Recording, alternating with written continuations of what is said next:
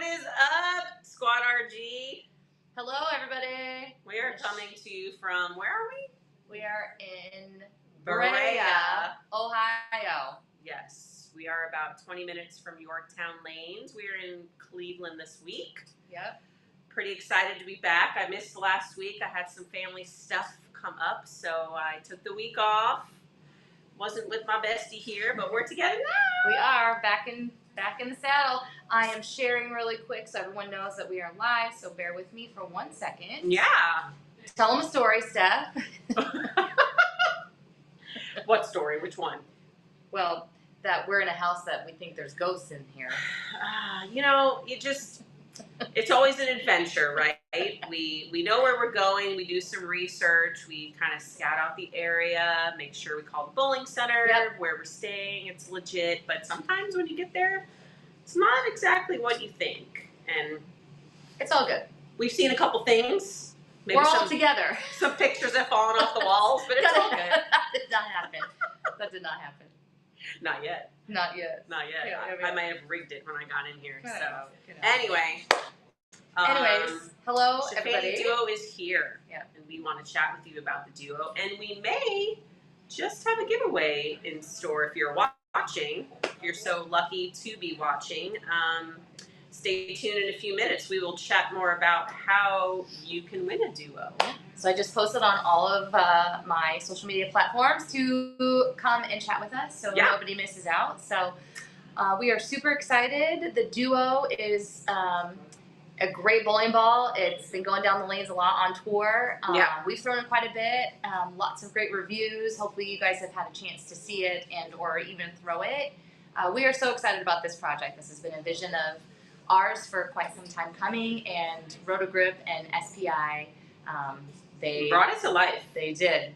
We had a vision for a really long time, and we wanted to make sure we used our platform in a very special way to not just use it for bowling, but to give back to the community, right? So 5% of all the Roto Duo sales will go back to the Big Brothers Big Sisters organization. So you watching and all your colleagues in league can help support other little kids that need extra mentorship, right? Yeah, and for those that don't know, Stephanie was a Big Sister for 7 years. And her little sister, Ruby, I think she just graduated college. She's 23. Unreal. And you know how I know that? She was born in 2000. So whatever year it is how old she is. Well, that's simple. But she's 23 now. But so I remember Ruby. Stephanie used to bring Ruby around and when we all lived in Texas, and just really cool that this organization brought Stephanie and Ruby together, and they still are in touch to this day and helped kind of set her on the right path of greatness, and it's just really, really, really special. Yeah. Near and dear to Stephanie's heart for sure. I think it's just really cool that, like Shannon kind of already mentioned, that this was a vision of ours for a really long time, and we just kept knocking on the door, and finally, Roto came to the rescue and said, absolutely, this is totally a project we want to get behind. We want to support other people in the world by using our platform to do that, and not just us, but you guys watching at home, right? So everybody has a chance to partake in this cool project, and we're just excited. It's just kind of beginning. Yeah. So we're just kind of getting our feet wet as far as what we can do with the Roto Duo. For sure. We're very excited about it. So let's chat a little bit about your week in Michigan. Long week. So for those of you that aren't aware, of course, I wasn't there. I had some stuff going on with my family. And it was the Grand Rapids series. I probably have the classic series. There's a couple of different names of the events, but nevertheless, it's 3 events basically for 1 week. You bowl 12 games one day, cut the field, then you bowl 12 more. Then there's a TV show. Yeah. The next day you bowl 12, do the same thing, repeat. Yeah. So it's 3 tournaments in 1 week. So the first tournament was the Grand Rapids Classic.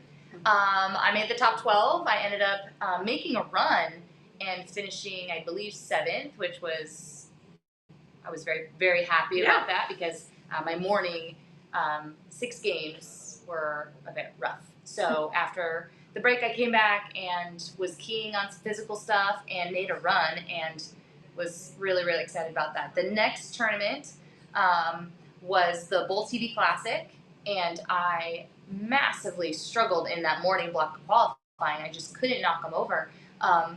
the night block, I left 5 Pocket 710s in 6 games. One game I started Pocket 710, double Pocket 710. And I'm just trying to get a check. No longer trying to make the top 12. I'm just trying to get a check for that tournament. But then also not miss qualifying for the third tournament because they use it's super important for the first 2. Yeah, the first 2 days of qualifying in the first 2 events qualifies you for the third event. And things were not going well, and scores were really high. Until that last game. Yeah, I couldn't keep up. And then I found something. I found something, and bowled 230, and then had the front. You had the front 9. The front 9, and then I pocket 710. No, I didn't pocket 710, but that would be a great story. I bigged for it. I threw it good, and I was not lined up for how good I threw it. Exactly. But I bowled 260. That's what people don't understand. When you big 4 and things like that, you're just not lined up for that shot. It's not that you threw it bad. No, I threw it really good. And so, anyways, I cashed in the second event, which was great, and then it qualified me for the third event. And now that's 24 games of round-robin match play, and they drop all pins. So I think I qualified like 13th, but we start all over in 24 games of match play. And things, which I think is kind of cool. I mean, I can see both sides of it. Like, you kind of want to look at it as, well, you earned all those pins. You want to keep them. That's how I look at it. But then the other people that are on the lower end of that look at it the opposite way. Like, you can think now that. we're all even. But you can think that, but let me tell you what happened. After the first 8 games of match play, I was in 20th place. I bowled terrible. I was like 300 pins off the show. It was not good. I was really, actually, truly struggling with some mental demons. I had a breakdown. I was crying. I'm like, I'm losing it. And my husband's like, what is happening? And I'm like, I don't know. Life. I don't know what's happening. There's a lot going on. And so I just kind of went back to my roots. And, he said the one thing you've always done is prided yourself on mental toughness. You have to find a way to get back to that. And so it was good that we had a bit of a break. And I came back and just kind of went into Shannon O'Keefe mode. Yeah. And so after 8 games, I was in 20th. And 16 games later, I qualified 5th for the TV show. And so, yes, to your point, if you qualify in the bottom, it's hard to make up those pins, but it can be done because I did it in 16 games, not only, 24, 16. So it is possible. It's certainly possible, and I think it's also important to note that you get bonus pins too. So winning your matches is huge, and obviously you want to bowl well and win your matches, but all in all, it was a great format. Yeah, it was a great event. We bowled a lot of games. My index finger's a little sore, so oh my, it's a little sore. We'll nurse it back to health later. And we left the show last night after Jordan Richard, another Roto Grip staffer, won her second title of the season, which was awesome to watch. Yeah. And we drove to Cleveland last night. We arrived at our new Airbnb at 1:30 in the morning. And so today is truly an off day. And then tomorrow it is practice session and Pro-Am in Cleveland. You know what I tell people, too, that are kind of on the outside looking in? And I know we do post, like, snapshots on social media of what we're doing, where we are, etc. But it really isn't all that glamorous all the time. No, it's tough. I mean, I flew in this morning. Obviously, I missed last week, so I came in a day early. And it's just a lot of go, go, go. You're traveling in an airport, and then you're laying over, and then you're driving somewhere, and then you're always eating out sometimes. Yeah. Well, here was the tricky thing. We checked out of our Airbnb yesterday, and then I go and I make the show, and we don't have an Airbnb in Grand Rapids. Our Airbnb is in Cleveland, which is 4.5 hours away. And so Brian, Clara Guerrero, who's also traveling with us, and myself sat in the car where we had lunch, and then we sat in the car for hours, and I actually took a nap. And they were just having a good old time. And I had nowhere to go. So I took a nap before the show in my car. So no, it is not always glamorous. That is the key to success, right? All right. So we got a few people asking, how do we enter for the bowling ball contest? Okay. Well, it's actually very simple. You don't have to click a link. You don't have to do anything fancy other than share this video on your feed. We want everybody to see the love, see the Shafanie DUO. So I technically shared it 3 times. So does that mean I have 3 entries? I guess you do. I'm not sure if you're going to win, but we will see. So for anybody that's just joining us, we are going to be giving away a Roto Grip Duo. Very simple, no links to click, nothing to submit other than just literally share this feed to your feed, because we want people to just learn more and more about us, about the duo. And see if we got any questions in the feed for us. I know we do start practice tomorrow, so it's going to be another busy week ahead. Let's see, haven't thrown the duo yet. Which other ball would you compare it to? I would say it's closest to a Storm Phase 5. I personally think that it's more down lane than a Phase 5. I don't own a Phase 5, so I would say it's closest to a Zen for me, but echoing her comment, absolutely more down lane. Super clean through the fronts, but I really think because of that new Mentor core inside, it goes. It goes. I mean, when it hits that friction, there's just really no stopping it. So I think sometimes it can be a little conditional. Like, it goes down the lane for us a lot during tour, like maybe towards that middle part of the block, where we're kind of going to the transitional phase at the end. But there's so many people that I've seen just throwing it on house shots too. Yes, now this is something that I will say. So when we bowl the Pro-Ams, it's on a house shot, and I throw it in the Pro-Ams all the time, and it looks really good. One thing to note on tour versus in your typical league, if you're bowling a 4 or 5 person league, that's 10 people on a pair every night. We only bowl 6 games with 4 to 5 people on a pair. So the lanes really don't transition that crazy comparatively to what you may see in league. And so I think this duo may come into play a little bit more often in league, more towards the middle to the end of your league night. Than it would for us on tour. Now, again, we've seen it go down the lane a ton on tour, but just stating that in league, I think it's gonna you're gonna use it a lot more often. Yeah, I would agree with that, and just to echo everything we've already kind of said, it hasn't really been super conditional to where it only goes down the lane on, let's say, a short pattern, or it only goes down on a long pattern. I mean, for those of you joining that aren't aware, we don't know what we bowl on until we get to the location. And then 30 minutes before practice session. We're literally in Cleveland right now.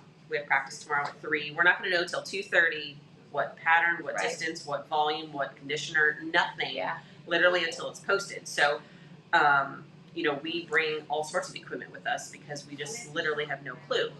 And that is certainly a staple that's in our bag every week. Because it's just one of those balls that we just kind of know is going to go down the lane. We're just not sure when. I threw it at the Queens playing, you know, like 20. And then I threw it this week on 44 feet playing like 12. And so, you know, most certainly is just a very well-rounded piece. I'm very excited for this being the first duo. Hopefully there's more to come, but this is my. We got to start somewhere. Yeah, and I think it's a really great piece. And I think the next question we got is, where will this fit with my Ruby and TNT? Now, I didn't drill a Ruby yet. I don't know if you have. I do. Okay, so maybe you can chat about the Ruby. I have a TNT. Okay, the Ruby is super high RG, and the Duo is kind of in the middle.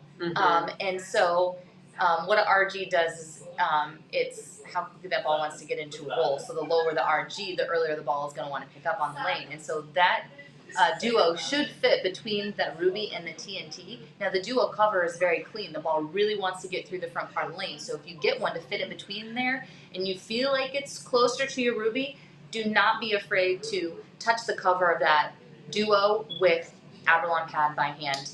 I break the cover of mine and it actually fits in there perfectly. I think just to touch on that even a little more, I almost think that's taboo for a lot of people when they get pearl shiny balls, that they don't want to touch the cover Please do it. And we almost encourage it because you will see your ball do things that you never really thought it could do, or maybe you thought it was going to do something out of the box and then it doesn't end up doing that. Cracking that surface certainly opens up those pores and allows just a different reaction. Yeah, you don't have to murder it. You don't have to. It doesn't have to be like the dustiest ball on the planet. Just really lightly, just put some scratches into the cover of that bowling ball. They're so tiny, you really can't see them unless you look really close. But it really does have an effect on the performance of that bowling ball.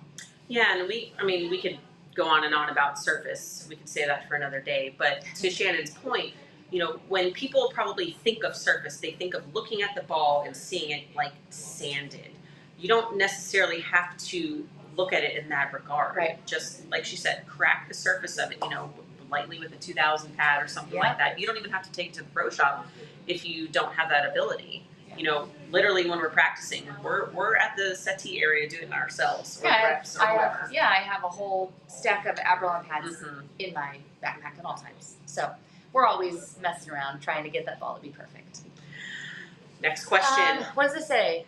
I don't know what the with first all this part. travel, how With all did this this travel. fit into your how do you fit in your fitness routine? Well, when you're bowling 12 to 16 games every day, It takes care of itself. that is my fitness routine. I'm gonna preach to that, because until you do it with the intensity that we do it, it's just hard to simulate. Yeah, even just a fist pump, you know, when you really need that one strike, you know, like pumping iron over here. It's really, you know, it's interesting to explain to, I don't want to say a non-professional, but someone that doesn't compete at that higher of a level of those amount of games, explaining to them how exhausting it is mentally, like how you mentioned earlier about Michigan. You know, obviously physically we're throwing a bowling ball, but we're literally trying everything we have to make that cut. Like, we have 12 games to do it, do or die. So it's just you're living and dying in every single moment, and your body just like kind of takes over, right? Yeah. I mean, truly, I think for me, the most of my workout and the most of the, you know, building that muscle and preparing for the season, that happens in the off season. Once the season kicks in, it's gearing down a little bit. It's most certainly stretching. Stretching is massively important. Getting those muscles nice and loose, and the recovery is super important. I just bowled 60-something games in the matter of 5 days. Which is crazy. I mean, I don't know of anybody that just does that. Yeah, I bowled for fun. I bowled 16 games on Monday and 8 games yesterday, and then the stepladder finals, and then got in a car for 4 hours and drove. So my left leg was a bit achy last night, and so falling asleep was not ideal. I do travel with my Normatec therapy, which is compression, which is super helpful with recovery. It promotes blood flow to those muscles so that they can recover quicker.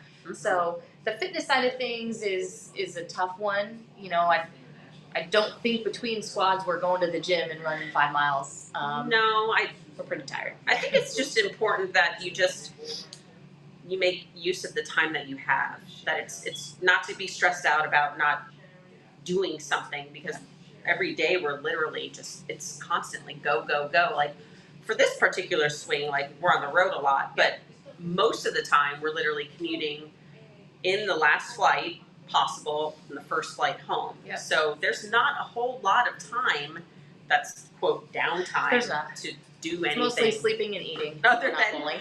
Sleeping, going to the bowling center. I mean, that's the goal. We always want to be at the bowling center. That's right. Because that means we're bowling. And we do that often, so we're very blessed. Notice that many pro women have notebooks to write in between frames. Do you utilize this in your game, and if so, how so? Thanks, congratulations, Shafanie DUO. Oh, thanks. I most certainly write. I started doing this a long, long time ago. I don't want to say I was the first woman to do it, but I was most certainly one of the first to write stuff down and take notes. A lot of the stuff for me is stuff that I've just kind of developed over the years, and what helps me be able to not control my thoughts, but understand my thoughts, get them out of my head, analyze what's going on in a healthy way. I also have a page in my new notebook where I'm keeping track of my frames. You know, what am I leaving? Where am I sliding? Where am I starting on the approach? All that stuff.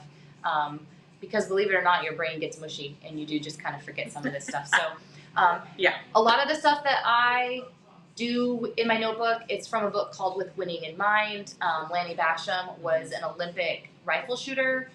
He wrote a book. It's quite amazing. His son brought it to Team USA camp and spent a day with us and kind of taught us how his dad journaled and how it was very successful for him, and it's something that has been very, very helpful for me, specifically when we're in an event like Michigan for a week where we hit a lot of the same pairs over and over and over, you start to see characteristics of lanes. Like I can tell you right now, lane 29 hooked more than lane 30. Every single time I hit it, no matter what pattern they put out. And so now I have those notes in my notebook forever. And so if we're ever back in Grand Rapids, Michigan, guess what notebook I'm pulling out? I'm pulling that notebook out so I have those notes for the next time we're there. It's most certainly an advantage. Yeah, and I mean, just to kind of echo Shannon's comments, like I don't take detailed notes per se. I think for me personally, it's more like positive affirmations because it is very easy to just kind of get in your own way, right? Like you can be bowling amazing and then just have a bad game or just something happens, right? And we are not allowed to use our phones on tour this year. That's a new rule for all of the events, not just the majors. So for those of us that used to just kind of doodle in our phones or do whatever, that's not an option anymore. So if you looked at my notebook, it wouldn't have detailed notes like Shannon's of pairs and this and that. No, I just tell her when she gets there. Right. I just go ask her. I have little drawings of whatever. I mean, it's just another sort of distraction, but not in a bad way. So everybody's different. There's no right or wrong. You could ask every single woman on tour what they take notes on, and everyone's going to be very different on how they do it. So if you're not doing anything, I would at least do something if you think that will help you sort out your thoughts while you're bowling and help keep a positive mindset. And then from there, it's just figure out what works for you, what doesn't, implementing new things, taking things out, and come up with your own system. I think that's the most important part. Is you got to figure out what works for you because it's not for everybody. I mean, I would venture to say that there's plenty of girls that don't do it at all. Yeah. So, all right. So, do you have the same ball with different surfaces in your arsenal, or are all different balls? And how many do you bring? Well, there's a lot going on. Yes. Like I mentioned earlier, a few minutes ago, we do not know what we bowl on. So we could be bowling on Torrey Pines. We could be bowling on a mini golf course. We have no idea. So I think as a starting point, for week 1, let's say, we try and build the best arsenal that we can. We got some ASIMs, symmetricals, we got some pearls, we got some solids, we got a mixture of all of that. Now, obviously, we have the ability to drill when we do visit these events because maybe we just don't have that quote magic ball, right? Which we're always searching for, even though it doesn't truly exist, right? But there's sometimes except the duo. See what you did there. But yeah, so to answer that question, I think it's a loaded question because the balls we have here right now are the surface that they are. But once we hit practice session, we may want to hit some with 500 or we may want to shine some up. Yeah, so I'll go into a little more detail. So I started the season with a 15 ball arsenal. It was only going to be 12.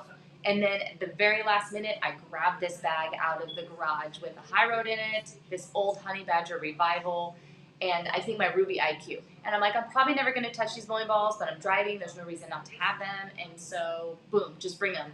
And this last week, I used a Honey Badger Revival and my high road a lot. And I'm so glad that I did that. So my husband always says that when you're driving, take everything. And so I'm at the point now, I think I have like 18 bowling balls in the car, which is crazy. It's so many. But when I was deciding what was going to go in the car and what was going to go on transport for the truck, I narrowed it back down to my 9 normal ball arsenal that will be in the bowling center first. And then when I need to add pieces, we run to the car. Yeah. Stephanie has 9 bowling balls. Yeah, so that was kind of going to be my mentality for this year. It's just to have like 9 balls. They're all not the same, but you kind of figure out like week in and week out, like there's just balls that don't end up going down the lane, which of course doesn't mean it won't the next week, but or there the next day. Tends to be trends that we just happen to see. But now, I think it was in Spokane. I think it was Spokane. I was using my exotic gem, and it was really close. It was really close.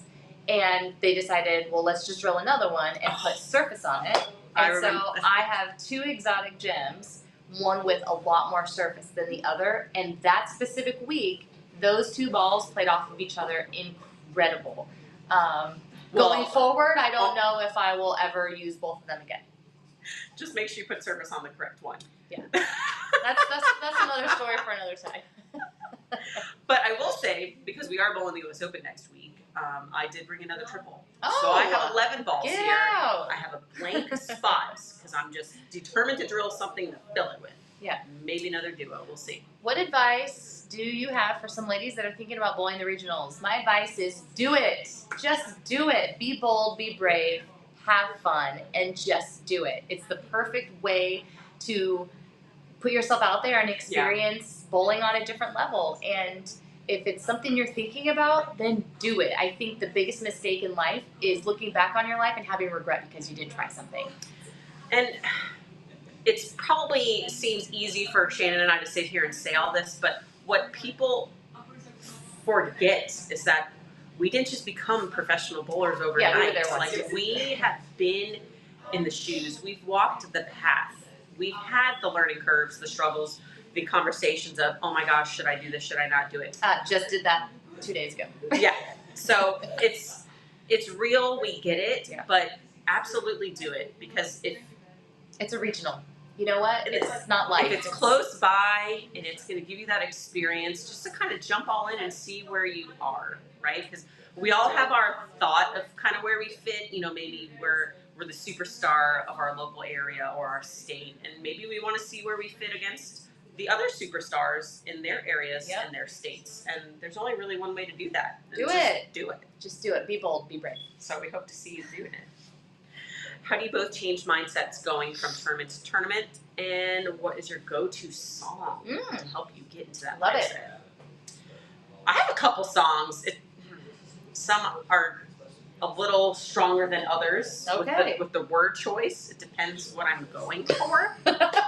But we'll leave it at that. Okay. I don't know. Like, I hate to say it's like closing a chapter and opening another one. Like, you know, Shannon just competed in Michigan, had an amazing week, and that's great. Yep. Carry that momentum into here. But then also knowing that Cleveland is Cleveland, right? So just because we bowl great one day doesn't mean it translates to the next day or vice versa. And I just think it's important to kind of like compartmentalize it a little bit too, but also keep that positive vibe going. Because my mindset doesn't change from week to week.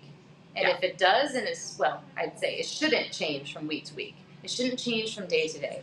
You know, if you're mentally tough, your mindset and how you show up should be the same and consistent every single time. It sounds like a super easy concept, but you have to be extremely disciplined to be able to do it. And that's the challenge. You know, I really struggled. Again, this could be a story for another day where I really open up and tell you guys what was going on. But the opening round of the Great Lakes Classic, those 8 games of match play, I really struggled and I really went internal and was fighting some really terrible thoughts of where my career was going. And my husband's like, what is happening?